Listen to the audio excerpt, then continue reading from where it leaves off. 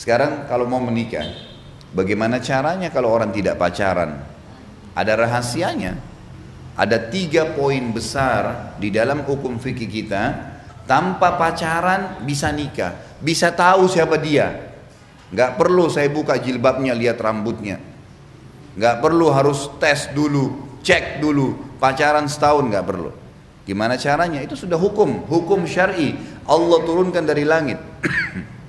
Ada 3 hal yang mendasar. Ibu-ibu boleh lakukan, bapak-bapak boleh lakukan. Yang pertama, melihat sesuatu yang menarik dari calon pasangan kita dan tolok ukurnya wajah dan telapak tangan saja. Itu hukum syar'i begitu. Wanita kalau dinazar dilihat wajah dan telapak tangan. Itu tolok ukur. Kata ulama fikih, ini ilmu fikihnya ya, bukan dari saya. Hukum agama menjelaskan wajah itu memberikan simbol dari kepala sampai ke perutnya, dan telapak tangan memberikan simbol dari kemaluan sampai ke kakinya. Itu sudah rahasia umum di kalangan para ulama. Artinya hukum bukan rahasia lagi ya, hukum agama begitu. Kata Nabi SAW, lihatlah sesuatu yang menarik dari calon pasanganmu. Dan Nabi SAW menyuruh boleh melihat wajah dan telapak tangan. Itu tolok ukurnya saja. Artinya itulah yang akan sering kelihatan. Telapak tangan itu punggung ya, punggung telapak tangan ya maksudnya. Bukan bagian dalam tapi punggungnya. Umumnya seperti itu. Maka yang dilihat 2 hal ini. Tentu ini relatif. Jadi ibu boleh melihat bagian wajah si laki-laki tadi. Oh, saya suka melihat alisnya, matanya, hidungnya. Itu bebas dalam hukum syar'i. Tapi sebatas wajah. Telapak tangan, oh iya sudah selesai. Seperti itu tolok ukurnya. Artinya sebagai simbolik badan ya. Yang kedua, mengenali keluarganya. Mengenali keluarga ini caranya adalah keluarga ayah dia itu akan mewariskan fisik. Akan mewariskan fisik kepada anak keturunan kita nanti. Keluarga ayah ya.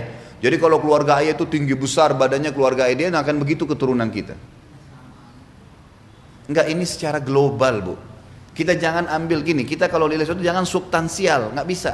Kita kalau nilai sesuatu tuh cabang-cabang, nggak bakal selesai masalahnya. Ini global. Kalau orang semuanya ya di Indonesia umumnya makan kerupuk, enggak semua, memang enggak semua, tapi umumnya orang makan. Ini global, sifat global. Yang keluar ini pengecualian, gitu kan? Jadi saya bicara masalah global. Ini hukum syar'i begitu. Dan ini sudah dipraktekin, ini bukan karangan dari saya, gitu kan? Ini sebuah hukum. Kemudian keluarganya itu diambil daripada hadis Bukhari. Ini kasus terjadi. Ada sahabat kulitnya putih, laki-laki, istrinya putih. Menikah, begitu hamil, melahirkan istrinya, anaknya kulitnya hitam. Hitam kelam anaknya. Hitam kayak orang Afrika, gitu kan? Itu hadis sahih. Lalu si suami spontan, kalau cuman gelap sedikit mungkin ini dia putih, istri putih, ini hitam kelam, gitu kan? Kata si suami spontan, kamu selingkuh. Hadis sahih ini. Kamu pasti selingkuh. Nggak mungkin, saya putih ini, kamu putih kok anaknya bisa begini. Kata istri, demi Allah tidak ada yang sentuh saya kecuali kamu. Ributlah 2 orang ini sampai kepada Nabi Muhammad SAW. Tolong jangan dipotong dulu ya, saya biar cerita dulu. Nanti terakhir pertanyaan, jadi tangkap dulu semua. Jadi akhirnya sampailah berita ini kepada Nabi SAW. Waktu Nabi SAW sampai berita ini, beliau dapat wahyu. Beliau tanya si laki-laki, kamu punya kakek hitam seperti ini nggak? Kata si laki-laki apa? Ada, dan masih hidup orangnya. Kata Nabi, ini keturunannya itu. Artinya apa? Makanya sering kita temukan ibu sama ayah beda wajahnya dengan anaknya. Sering ketemu nggak? Ini dari kakek-kakeknya, dari keluarga, dari pihak ayah, ibu atau ayahnya. Ini hukum ya. Hukum syar'i artinya apa? Allah memberikan gambaran kepada kita seperti itu. Ada anak yang mirip ke ibu ke ayah, tapi yang jelas umumnya secara fisik cenderung kepada keluarga ayah.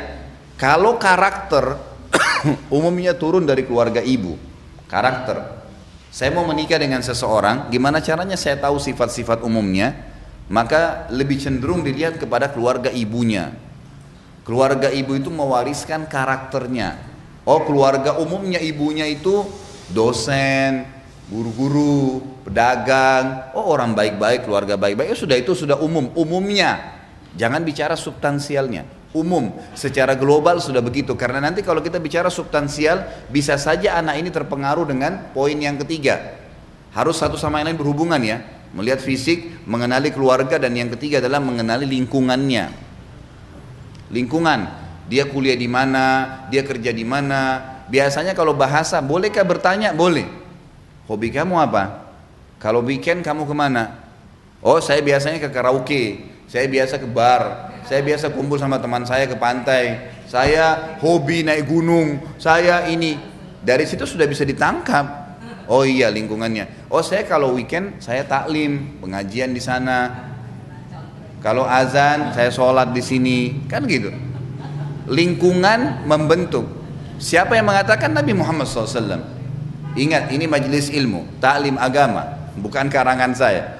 Kata Nabi SAW, al-mar'u ala dini khalili. Seseorang sesuai dengan agama temannya. Di mana lingkungannya dia. Boleh sebelum menikah kita tanya, kamu bekerjanya di mana? Kamu di bidang apa?